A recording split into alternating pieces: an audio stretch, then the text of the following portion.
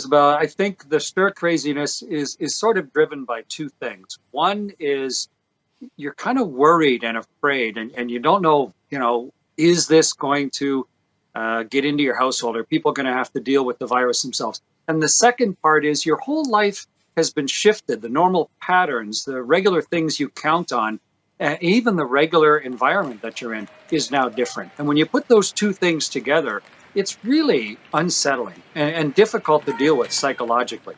But on board a spaceship, that's how we live, as you said, for months, even a year at a time. So how do you deal with that? Number one, I think, is don't just be sort of afraid of the danger of COVID or anything.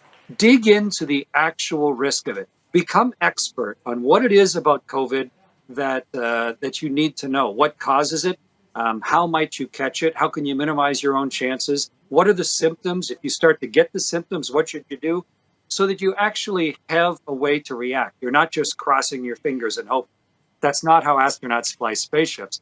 And then the other side is give yourself some pattern to your day. Break your day up into specific sections and give yourself objectives to do.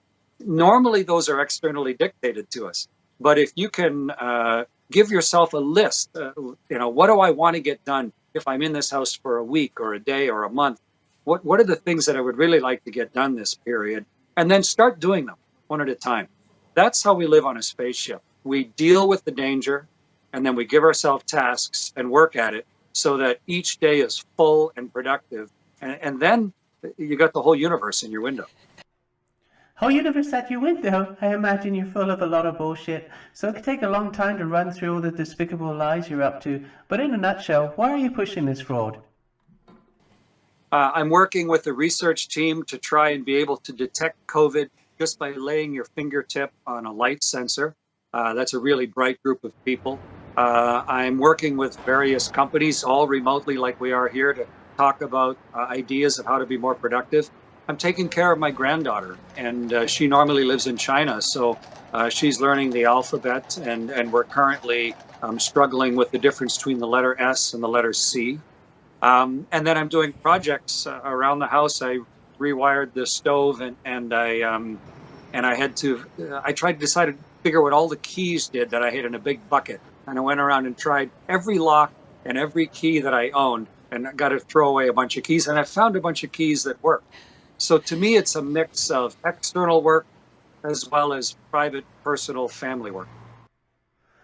And you make it all sound so positive, but don't you have any conscience about promoting confinement when it's clearly bad for health and livelihood, and it's created unnatural fear for others? I think interpersonal becomes the most frustrating. People are not behaving normally, self-included. The environment is much more constrained. There's less natural variety. And on a spaceship, it's even worse. So you have to sort of dial yourself back. You have to stop expecting so much of other people. And I think it's good to change your pattern. Listen to people a little more carefully than you normally do. Give them a chance to talk. Try some activities together that you wouldn't normally do. Build your own little spaceship in your house, your own little crew of people, and treat them as members of your crew, all of whom are trying to get through this thing together.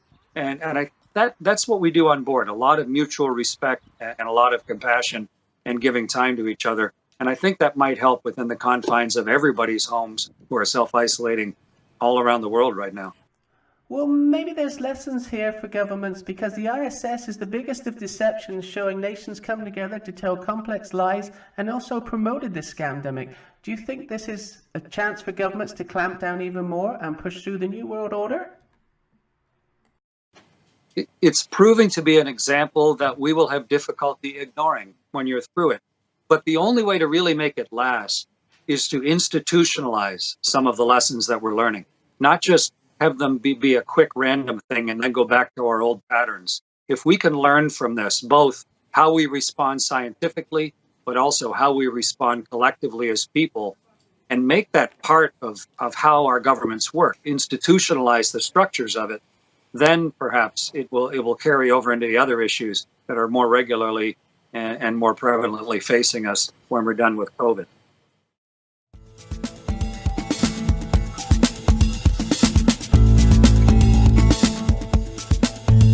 If you enjoyed this content, please click like, subscribe and share far and wide.